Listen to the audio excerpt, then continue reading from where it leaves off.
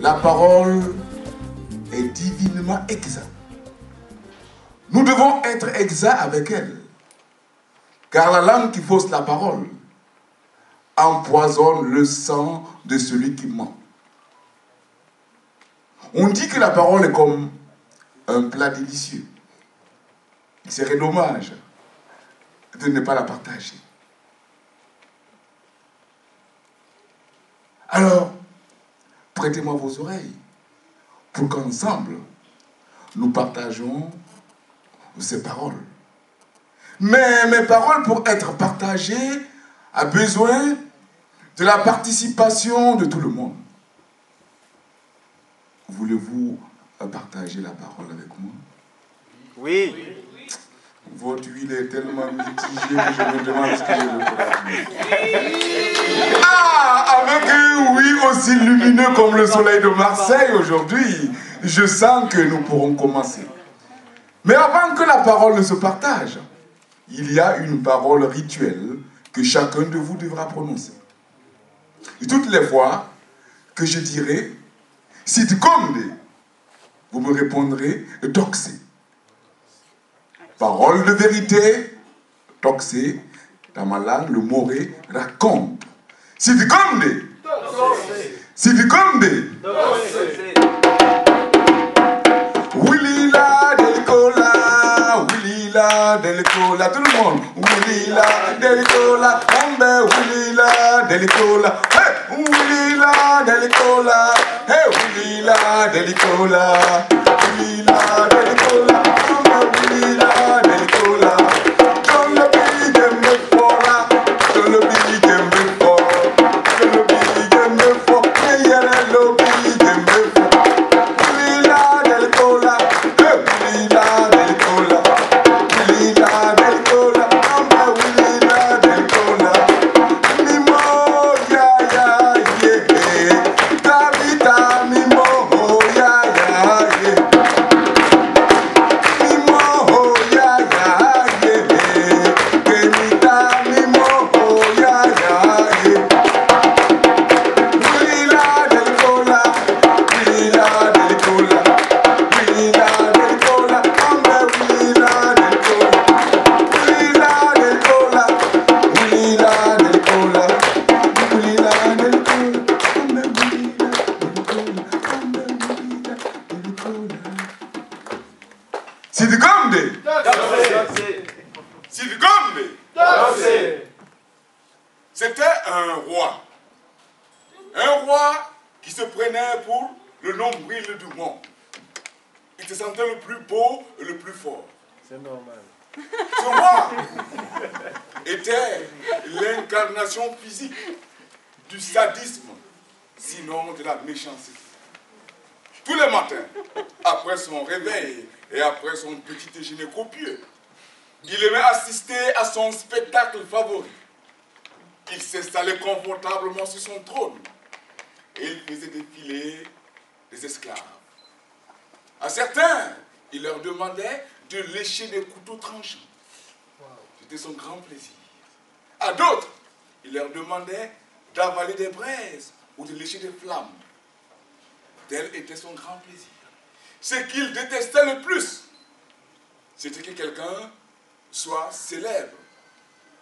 Aussi petit soit-il, il ne souhaitait qu'une chose, que l'on parle que de lui tout le temps. Sit Komde, Sit Komde.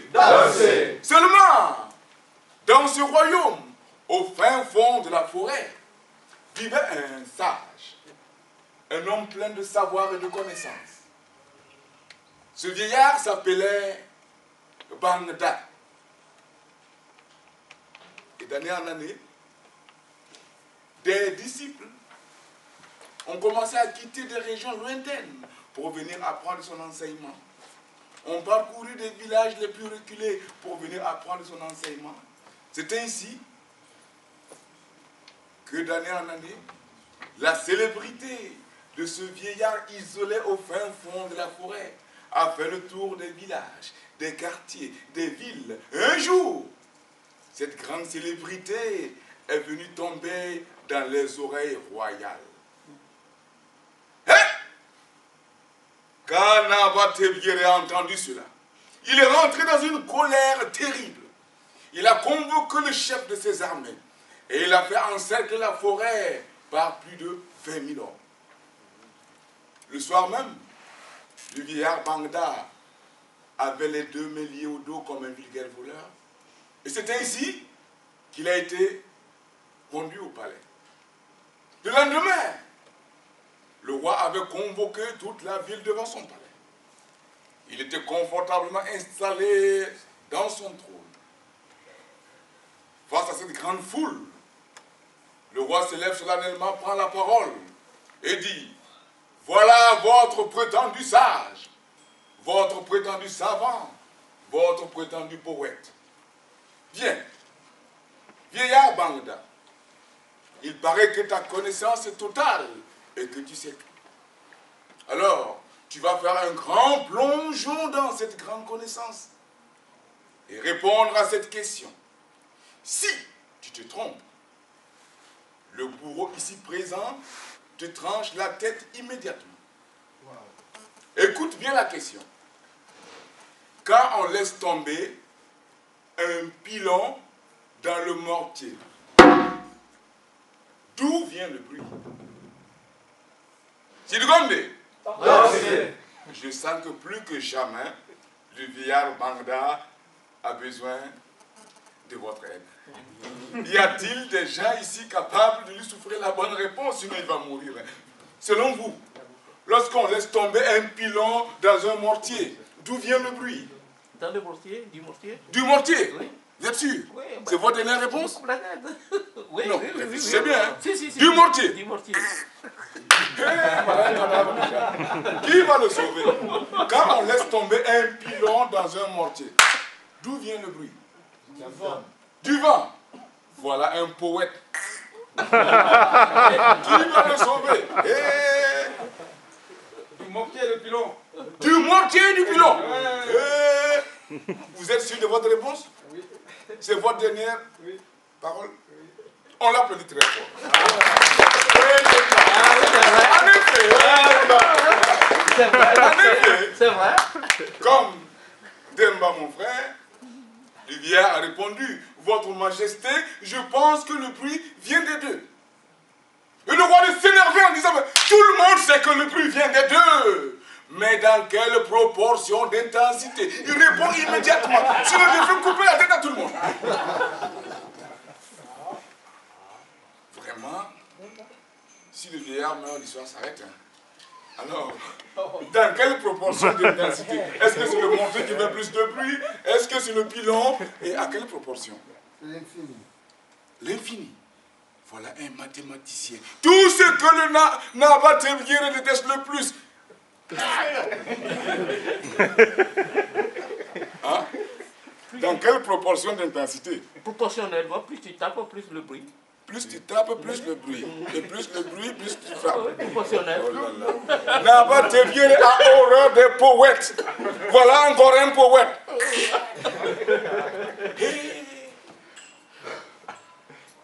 C'est du Gombe. Le vieux Bangda, face à cette question aussi difficile, s'est plongé dans une profonde réflexion méditative. Il réfléchissait tellement que du sommet de son crâne se dégageait une fumée. Dans la foule, il y avait un silence de mort. Plus de la majorité le voyait déjà mort. Quand soudain, on entend éclater dans un rire sonore Yobi. Yobi, le fou du village, le philosophe du village, il a plein de sobriquets, le poète du village. Yobi, c'est celui que tout le monde ne prend pas au sérieux. Il rigole, tout en fendant la foule. Il approche du roi en disant: hé, votre majesté, pour poser de pareilles questions, il faut vraiment avoir l'esprit fêlé comme moi. Alors je vais vous répondre. Il s'approche du roi, il soulève sa large main et assène une gifle sonore au roi. Et il ajoute: hé, votre majesté, le bruit, il vient de ma main ou de votre joue? Et dans quelle proportion de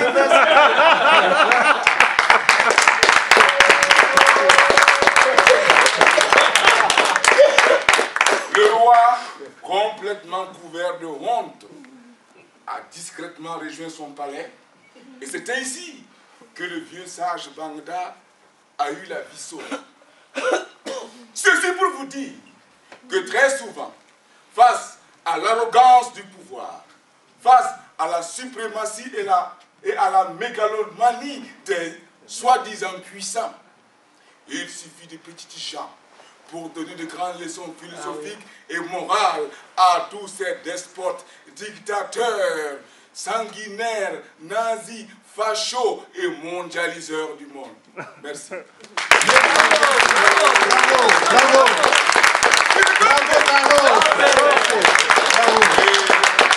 En pensant au vieux Bangda, toutes mes pensées reviennent au nègre fondamental, qui a eu ce courage abyssal, ce courage immense pour dire l'indicible à travers la puissance de son homo, la puissance de la parole, ce qui a été les faits, ce qui a été l'indicible.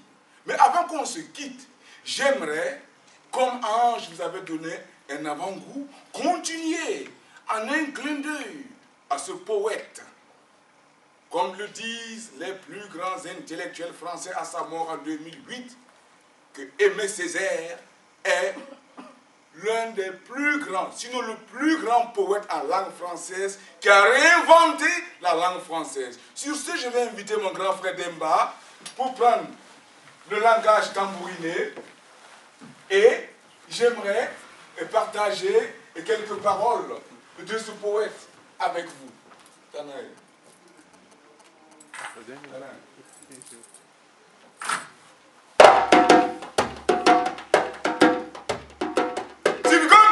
Dansez.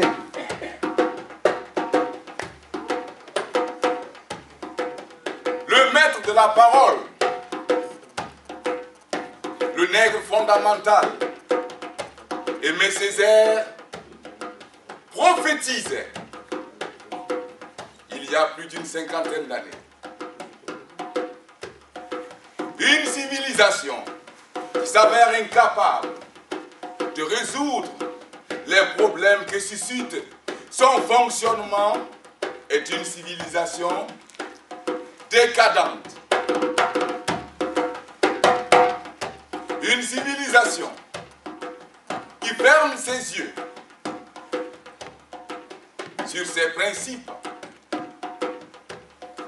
est une civilisation atteinte. Une civilisation qui ruse avec ses principes est une civilisation moribonde.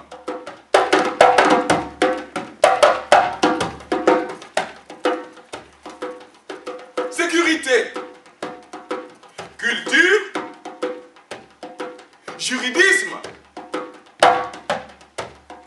En attendant, je regarde et je vois partout où il y a face à face colonisateurs et colonisés. La force, la brutalité, la cruauté, le sadisme, le heurt et en parodie de la formation culturelle, la fabrication hâtive de milliers de fonctionnaires subalternes, de boys, d'artisans, d'employés de commerce et d'interprètes nécessaires à la bonne marche des affaires. J'ai parlé de contact entre colonisateurs et colonisés. Il y a de place que pour la corvée, l'intimidation, la pression, la police, l'impôt, le viol, les cultures obligatoires, le mépris et la méfiance la morgue, la suffisance, la muflerie, les élites décérébrées,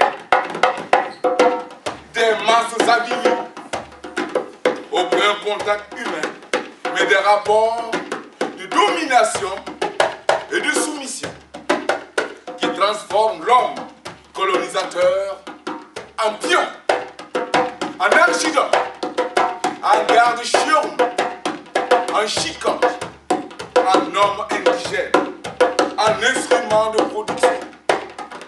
À mon tour de poser une équation. Colonisation égale chosification. J'entends la tempête.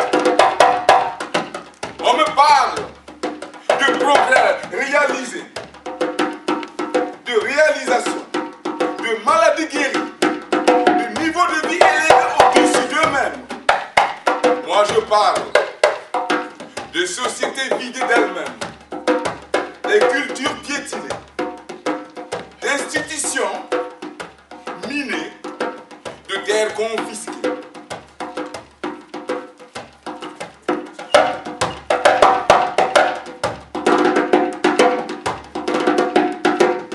De religions assassinées, de magnificences artistiques anéanties, d'extraordinaires possibilités supprimées.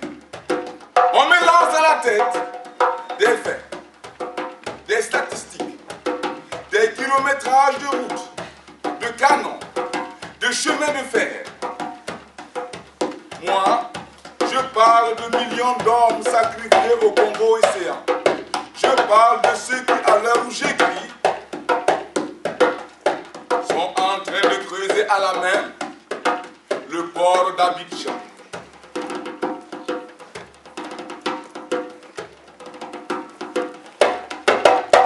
Homme famine, homme insulte, l'homme torture.